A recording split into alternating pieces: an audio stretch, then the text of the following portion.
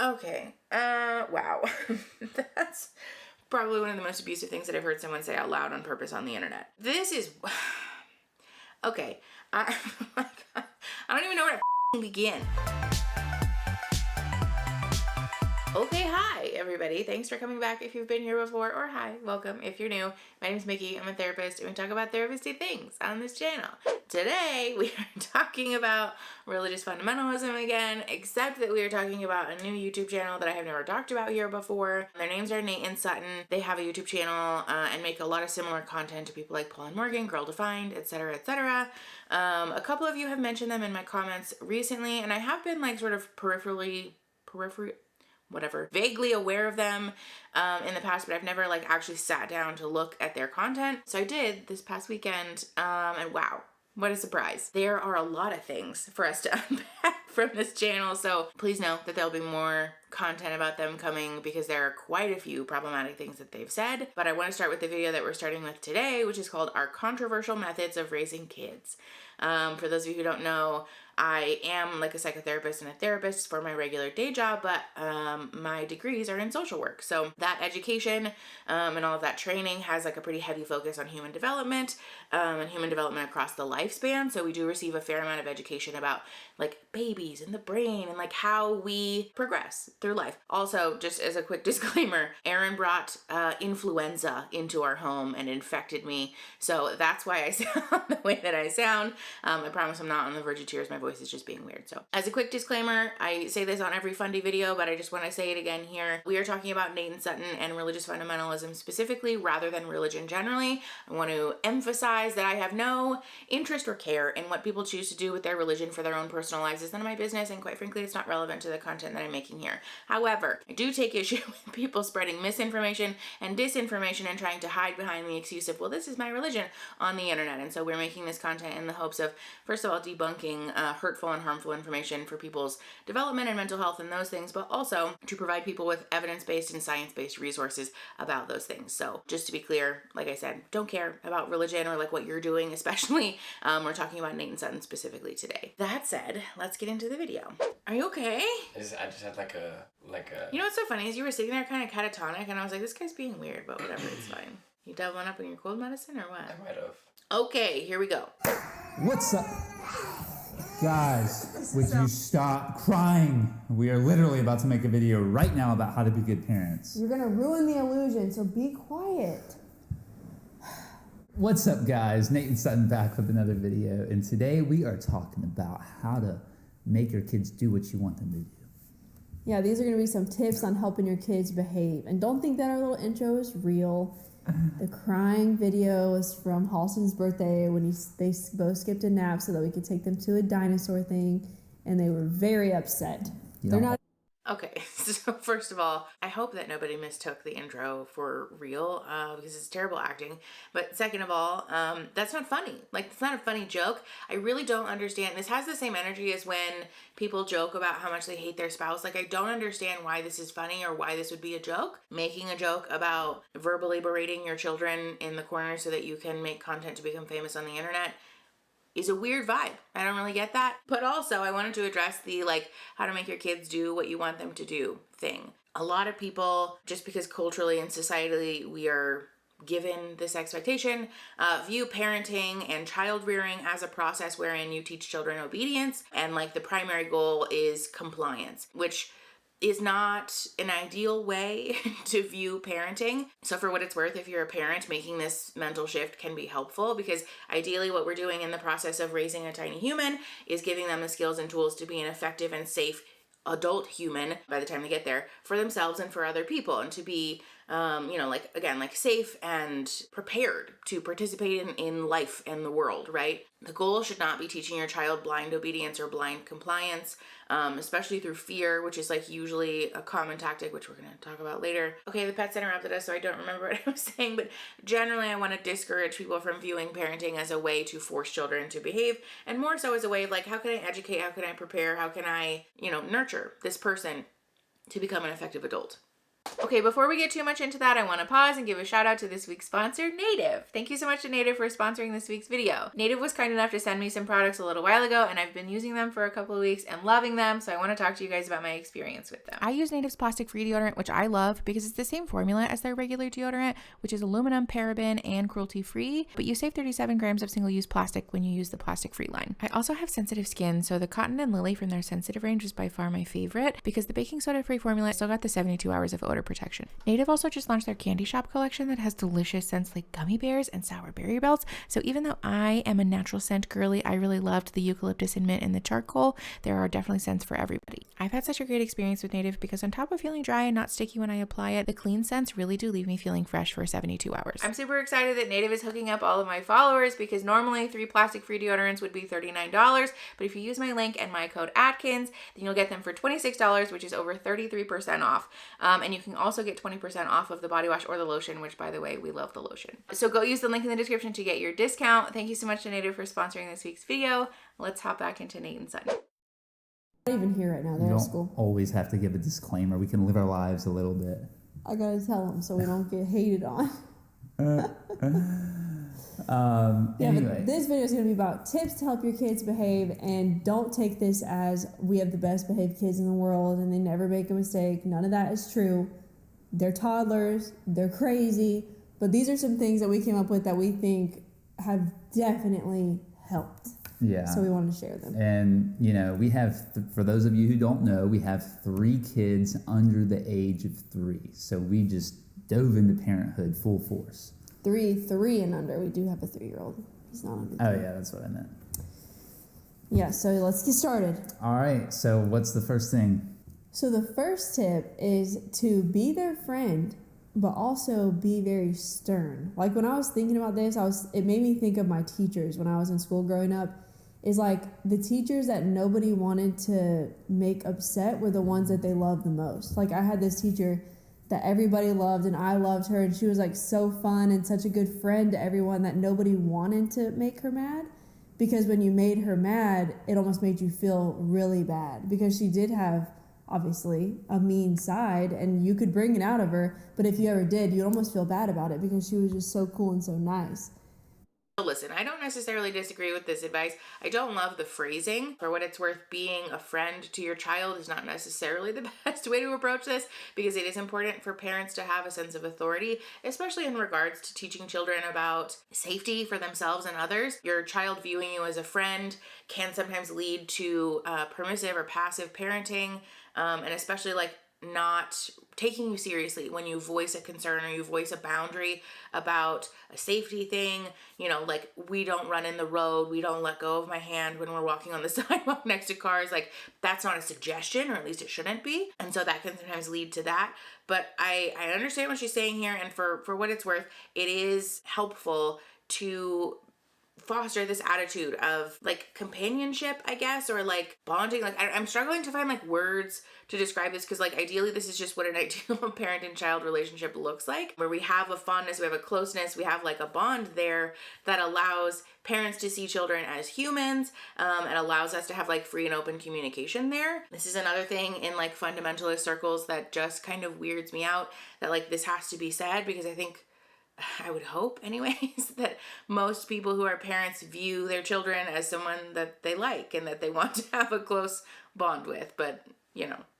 So I feel like that's kind of how I've felt with our kids, is like I try to be as fun as I can and, you know, fun to be with and them enjoy their time, but if you do something wrong, yeah, you're going to get in trouble. I'm going to have to. Okay, yeah, no, this is confusing for kids. Like, this is another thing that's important to talk about, is role confusion that happens between parent and child. This is relatively common, especially for people who are permissive parents. When we pretty heavily put ourselves in the role of friend for a child, it can be very confusing then when you try to drop the hammer on them and tell them, no, like, this is a rule, this is like a hard line boundary. They're like, what are you talking about? Like 99% of the time, it's fucking good time, fun times. Like, we don't really do that. So like, why now is this happening? I think a lot of people tell themselves like, you know, I'm trying to like be a fun parent and I don't want to be a drag and whatever. And I do really want to encourage people to let go of this attitude, because you can be firm and authoritative and clear with your kids that my role in this equation is to be the parent, is to be the authority figure, because I'm older, because I'm the one who has like the knowledge about how to keep you safe and other people safe, and because like for better or for worse, legally that's how this works. And also for you to be someone that prioritizes enjoyment and fun and love and like an attitude of acceptance for kids being kids, which is another thing that we're going to talk about in a minute. But I just want to discourage people from adopting this attitude that like, be a friend to your kid most of the time, except for when you need to be an authority figure, then be an authority figure. Like, no, you should be an authority figure to a child, especially very young children, all the time. And you can do that in a way that's fun, that's loving, that's caring, that's empathic, and that prioritizes children's like normative development. Have to flip the switch. Yeah, so on that same note, one thing that I've really tried to be intentional about is anytime that we do have to flip that switch to make up with them in a timely manner, you know, so whether it's timeout or getting a spanking, I always try to tell them why we did what we did, give them a hug, give them a kiss, and then within a few minutes, you know, everything is good again. Mm-hmm. And you tell them you don't want to get them in trouble, like you have to. Yeah, I tell them it hurts my feelings to do that, you know? So the next thing that we found to be... Okay, I struggle with this because it's like right idea, wrong execution. It is helpful, I think, especially after a conflict, to model the behavior with children of discussing what it is that took place. Where was I coming from emotionally and what was happening for me? And this is, especially when you're a parent and you do something wrong, it's really, really critical to sit down with your kid and be like, hey, listen, I was wrong. I did the wrong thing. I got emotional, I got overwhelmed, and so I let that be in charge of my actions, and that's not okay. Like, I hurt your feelings and I see that. I'm going to try to be better. That's a really important moment for kids to see, and also important just in the bond between parent and child. But that said, it's not healthy for parents to tell children, you caused me to feel sad because I had to hurt you. Like, that's a lot of responsibility and like a burden to place on a child, because ultimately, first of all, they're not the ones who decided to be brought into the world. That's on you. Or to be brought into their life anyways. That's on you. Second of all, this idea that like, I don't want to get you in trouble, and so, you know, like I have no choice. Like, this is very confusing for a child. I think it's probably more helpful to voice, like, listen, I don't enjoy yelling at you, and I know that that was hard, but I do want you to understand that like when I set a boundary with you or we set a rule with you, it's because it's my job as parent to keep you safe, right? It's my job to make sure that you understand rules, and we're trying to teach you things about how to be a grown-up one day. And so like, I didn't enjoy that, and I am really sorry that I hurt your feelings. And also, it's really important for us to set boundaries or to set rules or whatever. I want to discourage people from doing this thing where you make your kids responsible for your emotions, because it can be very damaging. It can lead to a lot of negative side effects in like relationships as adults, especially. But we have found that it's very important to do what you say, because in the long term, they will pick up on that. They know, okay, if she tells me I do this one more time, I'm going to get in timeout, I'm going to get a spanking, then that she's going to do it. And then the vice versa is true as well. They know like, I can really do this 5 more times before I actually get in trouble. So make life easier on yourself and do what you say you're going to do. Yeah. So, like, yes, I don't disagree with this. To be clear, I do very much disagree with the idea of spanking children, and like, personally as a human, but also like that's not even relevant because we have a pretty robust body of research to support how harmful and ineffective this is as a parenting technique. We're going to get to that in a minute. However, this advice of like following through with the consequences that you've communicated is not bad advice. Again, this is a really common issue with permissive parenting, where we will say over and over again, like the countdown thing, like 3, 2, 1, and then you get to 1 and nothing happens. Kids learn this. That said, I think it's a lot more healthy to enforce logical consequences of behavior. For example, if your kid just bops someone over the head with a toy, we can communicate, that's not a safe thing for you to do. You just hurt them. If you do that again, I'm taking the toy from you until we can be safe with our hands and our toys. And then they do it again and you don't take the toy, you're communicating that what you just said means nothing. So following through with those logical consequences is important. However, it's also important that we continue to reiterate, like, okay, I just communicated to you, or I just told you, you can't be safe with your hands, and so I'm going to take the toy. So that's why I'm going to take the toy. We're going to have a timeout for 5 minutes, and then you can have the toy back later. But doing things from this like very aggressive, like authoritarian style of like, I'm going to hit you, especially, is not healthy or safe. Yeah, a great example of this we've talked about before is like when you're in a restaurant and your kid is misbehaving and you say, if you don't stop, we're going to have to go sit in the car. You don't want to take them to the car. Like, you want to sit there and eat your food. But you have to follow through, which we had to do with Halston a couple times.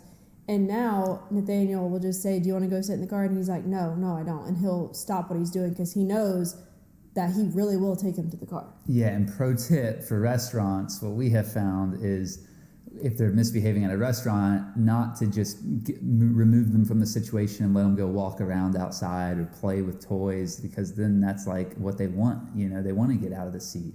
Yeah. But actually make your punishment a punishment, which what we have found to be helpful. Well, first off, another thing I want to say about this video is that this might not be your fluffy duffy traditional parenting advice. You know, I do what This I think is traditional.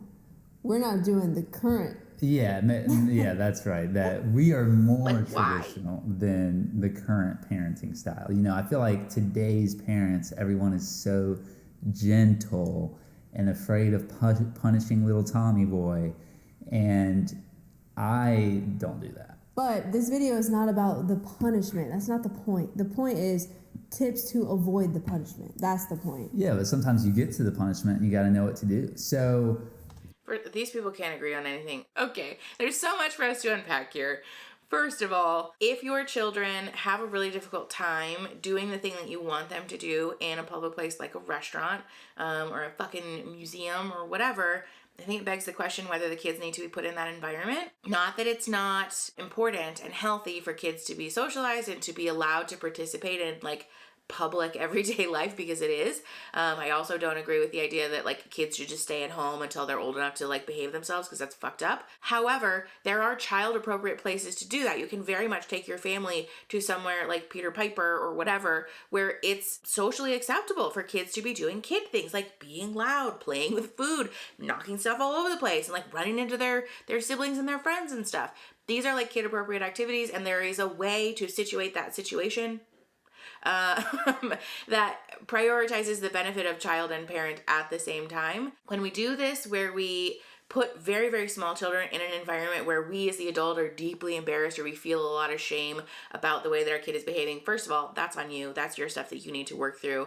And it's not your child's responsibility to soothe your emotions. But second of all, we are setting a child up for failure, because if the social norm is that we sit still, we don't make a lot of noise, and we eat our food, those are three things that toddlers are really, really fucking bad at. And so it's not really fair to immerse a child in an environment that isn't suited for them, that's not made for them, and that directly contradicts the thing that they need, and then to yell at them for doing the thing that they just normally and developmentally do because it's appropriate. I also very much disagree with this idea that if your kid is misbehaving at a restaurant, that your punishment for them should not be something that they enjoy, like walking them around outside or giving them a toy, because that's what they want. And so then they're just going to learn that they can misbehave to get what they want.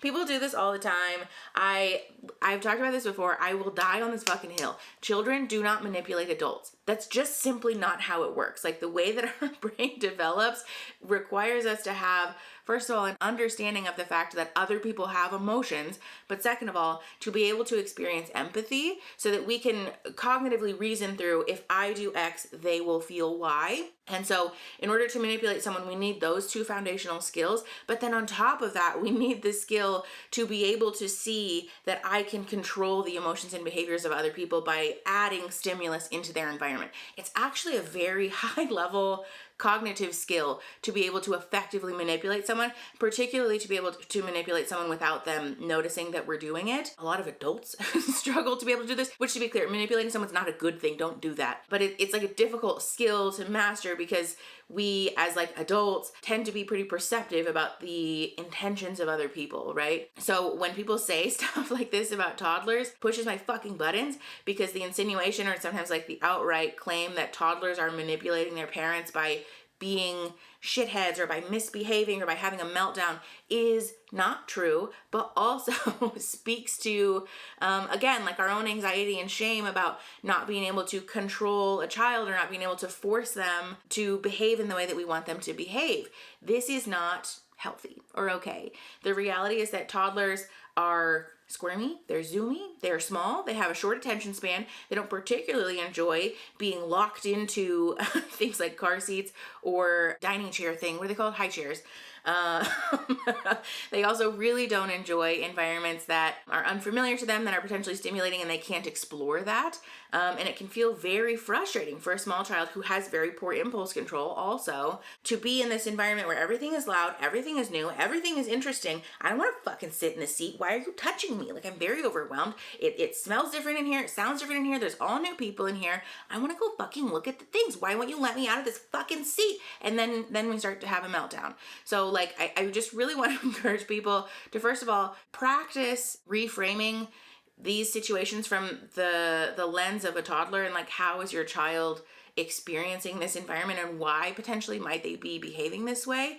Because rarely, if ever, does it have anything to do with their desire to manipulate you or coerce you. More often, it's because there is a sensory overwhelm that's happening that they don't know how to deal with. The advice that I give folks all the time about this is that toddlers and small children have the same range of emotion that we do as adults. It's not like that grows over time. It's just that small children have a whole lot less experience and a whole lot less skill in being able to regulate and understand and effectively express those emotions. And so sometimes it's going to come out in a really explosive and like overwhelming way for the adults in the room. But our job is to share our calm with them and to provide them with skills and tools to process that, rather than punishing them and trying to force compliance or obedience because it makes us uncomfortable to see a child be a child. For what it's worth, taking a child out to a restaurant, again, is not something that I want to tell people, like, never do that. Like, that's not fair or realistic, I think. However,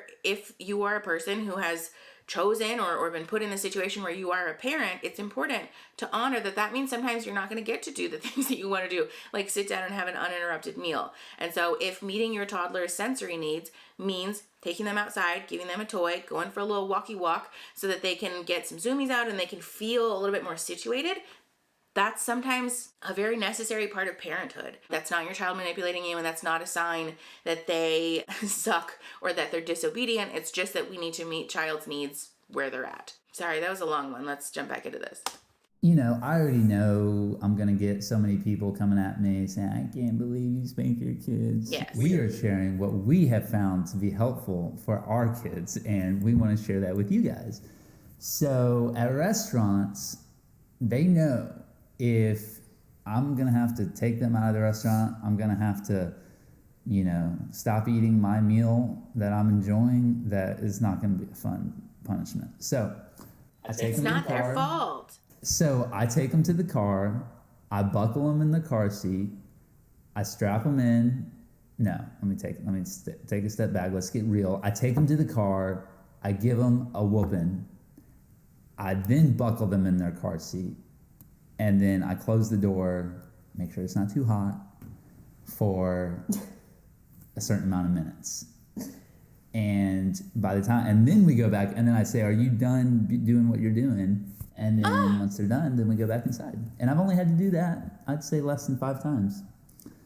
Halston was being a pain in the butt at restaurants for a while until we had to draw the line. I think you did it realistically probably 2 times, and now you just say, do you want to go sit in the car? And he's like, no. But that's what I'm saying. Okay. Wow. That's probably one of the most abusive things that I've heard someone say out loud on purpose on the internet. This is okay. I don't even know where to fucking begin. First of all, again, I just went on a whole rant about like the appropriate way to deal, or like one of the appropriate ways that we can deal with toddlers not doing the socially acceptable thing at restaurants. Nowhere in there, nowhere in like the realm of appropriate and healthy and non-abusive things to do is removing your child from a restaurant. I would assume probably not in a calm or kind way, physically assaulting them, buckling them into a car seat, and closing the door on them so that they have to sit with the emotional and physical discomfort that you've just caused them alone. Again, I just want to be super clear for anyone who's watching this video, the role of a parent is not to prioritize obedience or to force children to be compliant. It's to educate and to grow a tiny human. Like if these people have biological children, they made the choice to bring a child into the world. It's really important to sit with the fact that that child will not always do things that are easy and convenient for you. That's the fucking gig. Like this is something that I talk with clients about a lot too when we're processing parental abuse, is because typically when you grow up in a household like this and you end up in therapy later as an adult, which is exceedingly common by the way, the feeling that folks have absorbed is a lot of guilt and shame about not being a perfect person, not being a perfect person who produces the ideal outcome in every situation, not being able to control myself, and a lot of shame about expressing emotions and why am I this way and I'm such a crybaby, and especially shame about not being a person who does everything that they're told all the time, or like,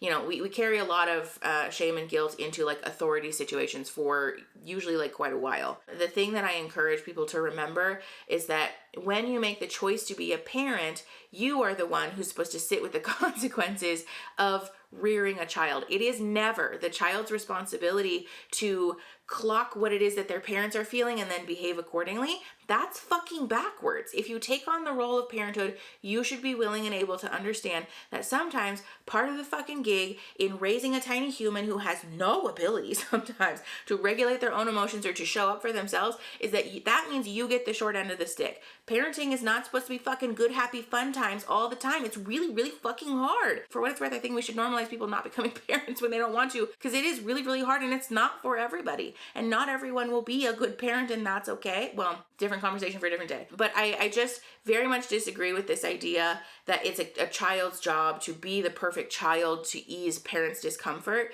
Again, when you take on the role of parenting, part of the gig is understanding that sometimes your kids, as like toddlers and little ones, are going to be overwhelmed and annoying and loud, and like they're going to push a lot of your trauma buttons, but also that like as teenagers and young adults, they're going to do things and say things that are really fucking hurtful to you. Teenagers fucking hate their parents' guts sometimes because there's like power and control issues. It's just very overwhelming. Like there are a lot of stages throughout parenthood that are very, very difficult for a parent. And again, like throughout all stages of development, children have an uncanny ability to expose a parent's unhealed trauma wounds, which if this is happening to you, by the way, morally neutral, you are still a good person. If you have trauma wounds and are a parent, it is okay. But also very important for us to be able to learn how to show up for ourselves and to not project that shit onto our kids, because it's not their fucking fault. Kids just do this. Kids need a lot. Kids are labor intensive. And so again, like this attitude of like, you know, I don't want to have to give up my meal to go take care of my kid. Like, maybe you should have thought about that, Nate, before you had fucking kids. Maybe you should have thought through more about, I'm not going to say that on the internet. Maybe you should have thought through more this decision about whether you were ready to give up some of your personal autonomy and the things that feel important to you before you decided to have 3 kids back to back to back. Like, this is an adult decision that you and your wife made together, and if you don't like the consequences of that, that's on you. You're the adult in this situation, and it is not your children's fault. Also, we, again, have a very robust body of research to support how ineffective, first of all, but incredibly abusive and harmful physical and corporal punishment is for children. Don't fucking do this. Like, this is another hill that I will unapologetically die on. If you really want to come in my comment section and say things about like, well, I hit my kids and they're turning out just fine, or I was hit and I turned out just fine. No, like I'm not interested in anecdotal evidence about this, because we have very clear research to support how incredibly fucking unsafe this is. Do not hit your fucking kids. For what it's worth, the research is pretty clear that especially under the age of 2, children have very little understanding of cause and effect. This is why peekaboo is so fun for kids. They don't really understand, first of all, object permanence, but second of all, that like me closing my hands and then covering means that like a thing is going to happen. They don't understand that like adding 2 things together equals outcome C. They just don't, like, their brain hasn't developed this way yet. And so when you spank a child that's really, really young, they don't learn I misbehave and then dad hits me so I shouldn't misbehave. They learn that my primary caregiver, anytime that they seem to become upset, they're just liable to haul off and hit me. And all they absorb from that is that my primary caregiver is an unsafe person. And so therefore my environment is fundamentally unsafe. I am not in an environment that's physically or emotionally safe for me, and so it creates a lot of fear and a lot of anxiety and a lot of distrust between caregiver and child. None of this is the ideal way to be raising a child. The other thing that's really important to note here is that if your child is too young to understand reason, meaning that you can't explain to them why the thing that they're doing is wrong and absorb that and then stop doing that, they're far too young for you to be fucking hitting them, because again, they don't understand cause and effect and they will not absorb what you think they're absorbing from this. But if they are old enough to understand reason, why the fuck are you hitting them then? If they're old enough that you can sit down and have a conversation with them to calmly explain, if you do this again, there will be a consequence. This is not an okay thing to do because it's unsafe, because it's not nice, because it's not what we do, then there is no reason for you to hit your fucking child. The primary reason that people use physical punishment to punish children is to incite fear in the parent-child relationship. If your children are only well-behaved because they're fucking terrified of you, that's not good parenting. That's not healthy, that's not safe, and all you're doing is creating an attitude of fear and abuse in your household that may manifest in the behavioral outcomes that you're looking for, but will not lend itself to a healthy parent-child relationship, and will also do a fucking number on these kids' self-esteem, their ability to feel safe in relationships, their ability to securely bond to people in adulthood. There are so many fucking negative consequences to physically hitting your children as a form of punishment. This is demonstrated in the research. We know this. And again, all that this is demonstrating typically when a parent does this is that I am not capable of regulating my emotions, and I am so upset that I need to take it out on you, my defenseless child, which is a fucked up fucking thing to do. I really want to encourage anyone who's watching this video and like has a strong reaction to this, or you know, hits your kids and feels like that's an okay thing to do, to really sit with, why is that happening? Are you taking out your emotion and your anger on your child? If so, again, that's an abusive thing to do. If you're using this to incite an attitude of fear in your kids so that they fear you and then don't misbehave, why are you doing that? I think that begs some questions about what you view the role of parenthood to be. What are you doing over there? I forgot to hit record. I had to hit 2 record buttons. That's a lot. Yeah. Also, just as a general PSA for anybody who was hit as a child and you're like dealing with the consequences of that now, it's never too late for you to work through that. I really also disagree with this idea that like it happened such a long time ago, I should be over it. No, that's not true.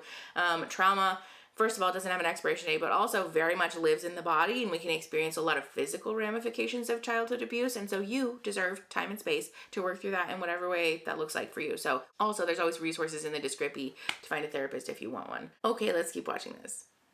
Belief, and you can have your belief, but my belief is that we as parents in today's age are a little too gentle with our kids.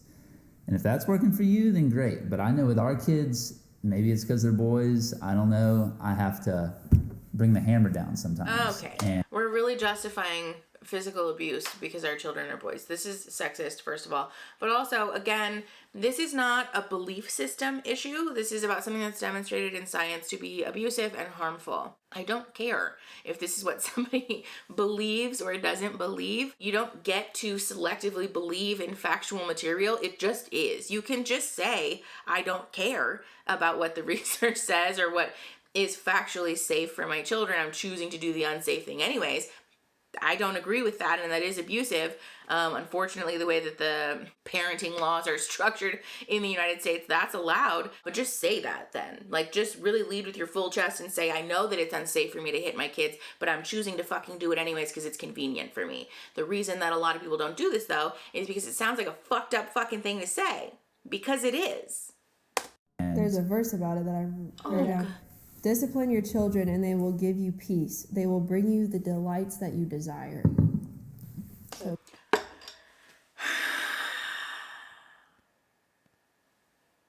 Like, this is not okay. It's so wild to me that somebody really got on the internet on purpose and with their full chest said, I'm hitting the shit out of my kids in the fucking Texas Roadhouse parking lot because I want to receive the delights from the Lord. What? What on earth is going on in this household? God says they need discipline. And if you didn't do it, I don't know what would happen. mm-hmm. This is also a fallacy. This attitude that like physical punishment equals discipline. That's not true. And gentle parenting is not permissive parenting. It is entirely, we did a whole video on gentle parenting up here if you want to see that. It is entirely possible to be a parent who is firm, who has a role as the authority figure, and is also kind and compassionate and does not abuse your children. People do it all the fucking time. But also, there's a lot of, especially now, there's a lot of useful resources about how to do this, ways to do this, inspiration to do this. And I want to be clear too, I know that parenting is really fucking hard, and I'm not out here coming for parents and saying like, if you don't do everything perfectly that you're a terrible human being. Like, that's not at all the thing. Another thing that I tell clients all the time is that none of us are capable of being a perfect person, and so therefore none of us would be capable of being a perfect parent. It is okay for you to make mistakes and to do the wrong thing and to get overwhelmed and to have like moments, because we're still people. We do still have trauma wounds and our own work to do and like stuff that we're working through. It's okay. And also, it's not okay to just simply write off any and all mistakes that you're making because I'm the parent, I get to do whatever I want and my kids just need to deal with it. That's not fair. That's why I said earlier, it's really critical that we be able to model acknowledging when we're wrong for kids and voicing like, ooh, that one was on me. My bad. Like, that wasn't okay. I did the wrong thing and I'm going to do better next time. There's a lot of like useful relationship building there, but also it normalizes for kids failure and that it is okay and that it is in fact normal for people to fail and to not have a good reaction in the moment. And so if I can do it, then so can you. And we can give each other grace and compassion when that happens. But this like iron fist attitude towards parenting, especially the like, well, it's traditional parenting and so therefore it works. Like, no, it doesn't. Why are you so committed to using something that's old and that literally doesn't work? For what it's worth, I'll put some resources in the description. I want to be clear that like authoritative parenting, gentle parenting has like some... gentle parenting is a phenomenon, like the name for it is relatively new, but authoritative parenting generally, we have pretty robust research to support how effective that is as a parenting technique, and like far and away demonstrates more positive outcomes for parent and child, and also in like long-term outcome for children who become adults. So like just full fucking disagree. We live in a crazy world. Yeah, my belief is if they're not fearful of punishment, then you're not doing it right. If they're one day Sutton was spanking them and they were starting to laugh about it. No, If the only way that your kids take you seriously is because you scare the shit out of them, you're a fucking bad parent. Like, I'm sorry. Like, that's just the truth of the matter. I know that we're pausing every 5 seconds. I'm sorry. But I just can't deal with this. Like this, if your kids aren't scared of you, you're doing it wrong. Nope. That's not true. Again, it's entirely possible to be firm and authoritative without having to scare the actual living fuck out of your children, and to like still have kids that are like quote unquote behaved well. I wasn't spanking him. I said, do you want me to get the spoon out to give you a spanking? And Halston like laughed and was like, yeah, get the spoon out. And I was like, oh gosh, I'm not doing it right. Yeah, he's 2 years old, and he thinks it's a joke. But that's what I'm saying. I used to be the same way. I come from a family, me and my 2 brothers, we would laugh at my mom. Like when she... That's how we were. We would always laugh at my mom. My mom and grandma would try to spank us. It was like a joke. Hello? So, But we're going to do the same thing. Like some of this advice, but we're just being real and telling you what we have found works for us. Also, just because it seems to work for you and your experience doesn't mean that it's, first of all, the only way, but second of all, that it is actually working. Because it's worth noting that they apparently haven't tried anything else. So how would you know if something else works or not if you're refusing to try it? It's fine. It's fine. Let's just keep going. Okay, now back to the point of the video. It's not about punishment. It's about Y'all seem to like it a lot. behave so that you don't have to punish. That's the point. The next thing is to celebrate them when they're good and not bribing them to be good. So, like, if I see Oakland give Halston a toy, I would say like, "Wow, that was so nice. That's such a good share. I know Halston appreciates that."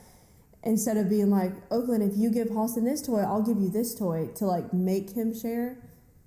You encourage him to do it by celebrating him when he does the right thing. Because otherwise, they're only going to do good to get things. Like if you sit in this restaurant and you be good, I'll give you a sucker. No, you're expected to be good. And then if you are good throughout the whole time without having a bribe, then maybe at the end we will surprise you with something. The number one thing that in my clinical experience and a lot of other therapists that I've communicated with, the number one thing that we help people work through in therapy as adults is a feeling of shame. That I am a bad person, that there is fundamentally something fucking wrong with me. This can manifest in a lot of different ways. Sometimes it looks like imposter syndrome. Sometimes it's just like outright depression or feelings of self-loathing. But a lot of times in the time or in the work that we're doing to uncover, like, where did this come from? Where did we learn this? Where did this feeling of shame originate? Because again, shame is not something that we're just born with. Shame is something that we learn over time. It comes from childhood, from parents using rhetoric like you're a good person or a bad person, or a good girl or a bad girl, or a good boy or bad boy. I really, really, really want to encourage parents to stop using this fucking language. I know that it sounds silly. I know that it seems like kind of a nothing burger piece of advice, but prioritizing discussion of behaviors is so much more effective and useful than discussing someone's personhood as a whole, because then we can teach that, like, this behavior, not good, like not reflective of your best self, because I know that you are a kind and compassionate and wonderful person. That behavior wasn't that. So let's try next time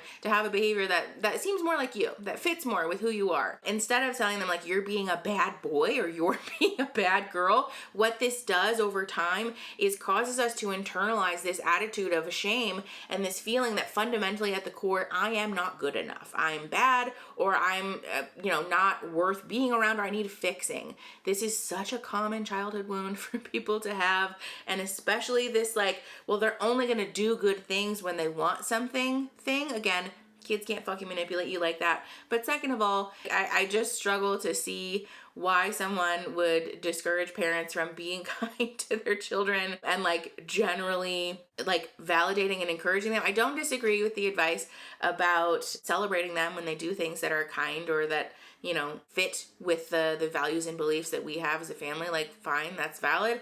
But whatever. This is just so frustrating to me. Like, we've done that lately. If they do a really good job, we'll like take them for ice cream or something, but they don't know ahead of time, if you do good, we will get you ice cream. It's just like, no, that's the surprise, and that's what makes it fun. Along the lines of following through with your punishment, you also want to follow through with what you say you're going to do. For example, if they ask you for something, instead of them asking like a bar, they love eating bars, our boys do. They'll say, Daddy, can I have a bar, can I have a bar, can I have a bar, can I have a bar? I'll say, okay, once I'm done doing this, I will give you a bar. Or after you finish your meal, I will give you a bar. And doing it and being intentional about doing it. That way they gain your trust and they know my dad keeps his word. My dad, when he tells me he's going to do something, he does it. So it's not always about like punishing, but also rewarding and also just doing what you say you're going to do so that they can trust you and not ask you 100 times for something. I'd just like to point out, though, that any trust that he's building with his children by following through on the things he says he's going to do is so quickly being eroded by the fact that you not behaving in the way that I deem is appropriate means that I'm going to hit the shit out of you. Like, that's not at all lending itself to an attitude of trust. And this is important for us to talk about because a lot of times in parenthood, our tendency is to sort of like separate these things, right? Like, I don't want to think about them together and how they sort of work in concert to inform like our whole picture of parenthood. It's just that in this moment, I'm choosing to celebrate myself because I'm following through. And in this moment, I'm choosing to celebrate myself because I punished my kid. But those things don't exist in a vacuum. They all affect each other. And so if we're making conflicting decisions that don't align with each other in parenthood, something's going to get canceled out, something like overlaps the other one. And I think it really is a conversation that should be had. And so like, this is not bad advice. I do agree with the advice that parents should follow through with their kids and do the things that you tell them you're going to do. However, any trust that you're building is so quickly eroded by the fact that you are liable to just haul off and hit them when you're upset at them. Yeah, but recently I saw this girl post on Instagram. It's fun to learn from each other, and she said what she does is she tells her kids to just put their hand on her. And so she knows, like, okay, they have something to say, and when I'm done talking to them, I will acknowledge that they have something to say. Because when we taught our kids to say, excuse me, they'll just say, excuse me, excuse me, excuse me, excuse me, until you answer them. So it didn't really work that well. So I feel like we need to change it to what that girl was saying, like putting their hand on you, because that's nice and quiet, and then it lets you know, like, I've got something to say, and I'm going to wait for you to finish. So I thought that was a good tip that we're probably going to start doing. Yeah. So we're still learning as we go. Yeah, and speaking of that, this is another one that I learned. It's just really disappointing to me that people who clearly have the capacity to learn and are able to conceptualize something like a child having a really poor sense of time aren't willing or able to absorb the like children not accepting or not understanding cause and effect and consequences and stuff like that. Like we're like so close, but just choosing willful ignorance, I guess. I asked a friend about parenting advice, and one thing she told me was to tell your kids what you expect of them. Like if you're going somewhere, say you're going to a friend's house, you say, okay, we're going to a friend's house. I expect you to follow the rules and use an inside voice and be a good share with her kids and be a good friend. And if you're not going to do that, we're going to have to go home. But if you do that, we're going to have fun. And so it lets them know, like, okay, this is what expected of me. This is what I need to do. Because what I was doing is I would say, like, are you going to be a good sharer? And they'd be like, yeah. Are you going to be a good listener? Yeah, but you don't ask them, you tell them. Like, this is what you're going to do. This is what I expect you to do. And I feel like that makes it more solid for them and more, like, easier to understand. The last thing... Again, I don't disagree with this advice necessarily in the vein of, like, setting clear expectations for kids, especially because kids have short memory, and again, also have really poor impulse control. And so it can be helpful to, like, before something happens, like a party or whatever, to remind them, like, hey, remember, when we play with people, we're kind, we share, blah, blah, blah, whatever. But I think it's problematic that this is coming from the lens of, like, how you can please me as a parent rather than, like, how do we want to be as people? How do we want to treat others and, like, be in this world, you know? Because, again, like, it isn't really empowering advice when we teach kids that your behavior is viewed always through the lens of an authority figure and how other people perceive you, rather than like what feels good for you. Like you're a person who's kind, right? And so what are things that we can do that are kind? We share, we don't interrupt people, we don't hit people, we treat people with kindness, we say kind things like happy birthday or whatever when we go to a party. It's just a very different perspective. And so I want to encourage people to remember that your child may be a child now, but they will one day be an adult. And it's at that time, like their job to have tools and techniques and resources to be like an effective adult rather than like relying on outside feedback to know what's good and what's okay and what's not. Is to explain things to them. I feel like since we're adults, we have, you know, our minds are obviously a lot more advanced than theirs, but there's a lot of things that they don't understand, and they could be screaming and crying and pitching a fit, and like we don't understand why. Yes. So an example is, we were talking about how they like to eat bars. So we had one bar left, and they both want one. Granola bar? So Nathaniel broke it in half and gave it to them. And Oakland just immediately starts crying, no, I want a whole one, I want a whole one. And Nathaniel's like, well, too bad. Like, that's all we had. That's what you're going to eat. And if you don't want it, I'll just take it away. So then I came in here, because I'm with them a lot more, so I feel like I catch on to things easier, would you say? Yeah, probably. And so I came in not here like and I that. went down to Oakland, and I was like, hey, we only have one bar left of that kind, like of the kind that they wanted. So you can either share it with Austin, or you can have this kind. And I showed him another one. If you want a whole one, you have to have this kind. But if you want the one you wanted, you're going to have to share because we only have one. And then he like immediately calmed down and was like, okay, yeah, I'll eat the half of one, because he now understood why he's getting a half. I would just like to point out that this is literally gentle parenting. For people who say, we're not gentle parents and we don't do that, blah, blah, blah. That's literally gentle parenting. Being firm with your kid and saying like, hey, I understand that you're really upset. That's okay. Unfortunately, I only have one of this thing. And so if you want this type, then you and your brother can split it and you can have half. Or I have another one and you can have a whole one. Unfortunately, these are your choices, kiddo. So you can feel sad about it. That's totally okay. But this is the reality. Like, we're not being permissive and saying, oh my gosh, I'm so sorry that you feel sad. I'll go to the store right now and I'll go get you more. Like, no, we're setting a clear boundary that like, these are the limitations of the current reality in which we reside. Here are your choices. Like, I guess it just frustrates me more so because it's clear that Sutton, at least, has the ability to be an effective and safe parent. It's just, like, choosing not to, and I don't really understand what's going on there. So I feel like as adults, we may not want to take the time to explain things to them because it's like, oh, that's stupid. Like, it's fine. It's a half a bar. It's not fine. What you want. Who cares? But you can avoid a lot of breakdowns and tantrums if you just explain to them why something's happening. Mm-hmm. Yeah, and I'll also say this, something that I have learned that is almost like a magic trick is when they're crying about something that makes no sense, just, I don't know if it's validating their feelings, but just repeating back to them what it is that's bothering them it works wonders. So, for example, Halston, like, if he's like crying that he asked for a pink crown and I gave him a pink crown, you know, that might be something he decides that is worth ruining his day over. He might be crying like hysterically, and I'm like, Halston, oh, you're upset because you asked for a pink crown and I gave you a pink crown? And he's like, yeah. And I'm like, okay, yeah, I hear you. And then he'll like stop crying immediately. Or like whatever it is, you know, it just the most ridiculous things kids will cry about. I can't believe you're putting out there the way that you say crayon. Crown.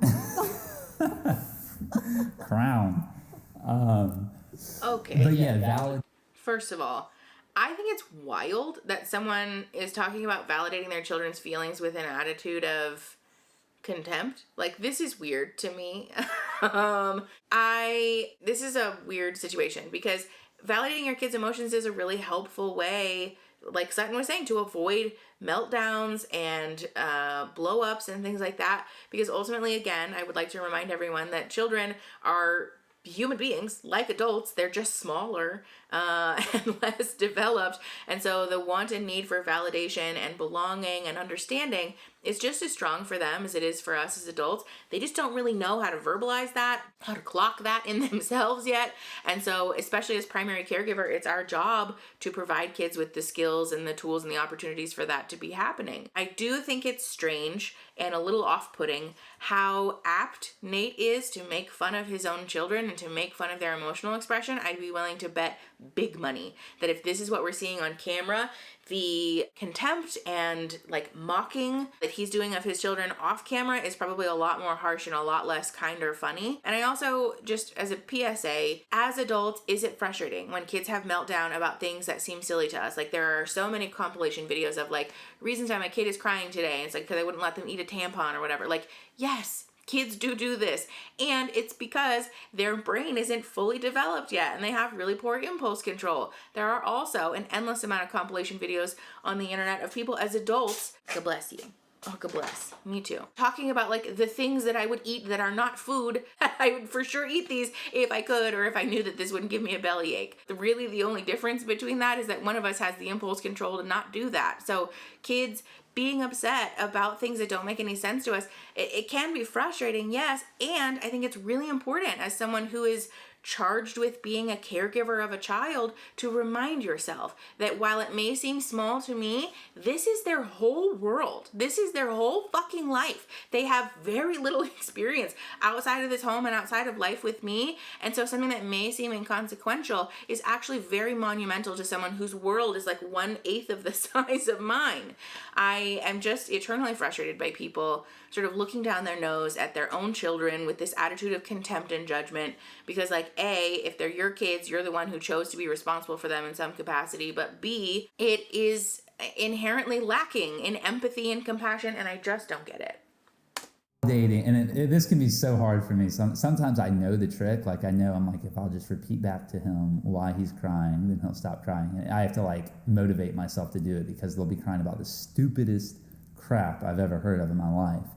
But I know if I just validate it and I let them know that I hear them and I know why they're upset, then they will be, it's amazing what it does.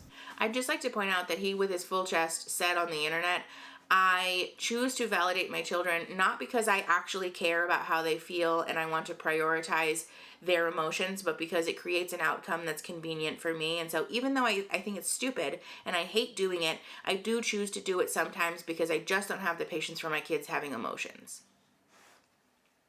That's interesting. Right? Haven't you found that to be true? Mm-hmm. And we also don't feel like it's the right thing to do to punish them for their feelings. Like, a lot of times it could be tempting when Halston's crying about something so ridiculous to be like, okay, you get a spanking or you're going to go to timeout because of this. But I don't really think that's fair because he has the right to feel the way that he feels.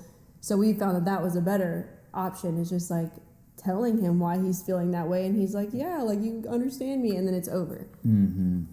All right. So once again, the disclaimer at the end.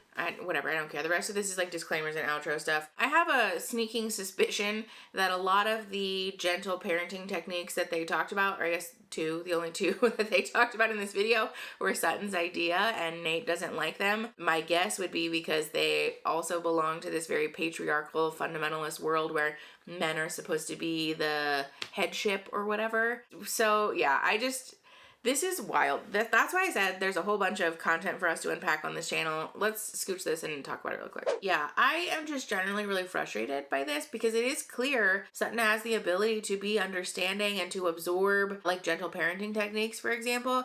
But it seems like, first of all, even just in this video, they can't fucking agree with each other about anything because they sort of undermine each other and like circularly disagree, but also that they are committed to this attitude of like traditional parenting because that's what the Bible says that we should do, which first of all is fucked up, but also like whatever. I forever will not understand and will refuse to accept people ignoring current parental advice based in research and based on what we know is effective and safe for kids because this is the way that my parents did it. Like, that's not how human growth works. Ideally, we're choosing to learn and to grow all the time, particularly from like recent and relevant experiences, but that's neither here nor there. Generally, as like a sort of closing remarks, I guess, if you are a parent, I want to encourage you to give yourself permission, first of all, to acknowledge when we do stuff wrong and like, you know, that you fucked it up and like that's okay, it's part of parenting, but also to encourage yourself to continue to grow and to continue to take in information about parenting because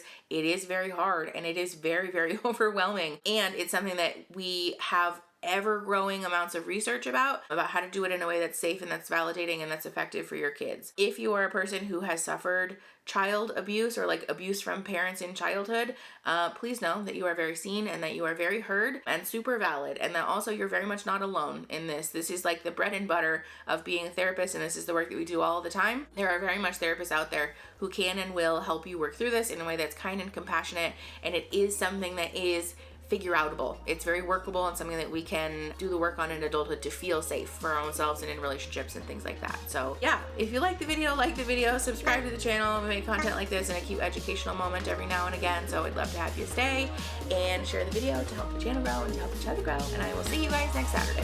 Okay, bye.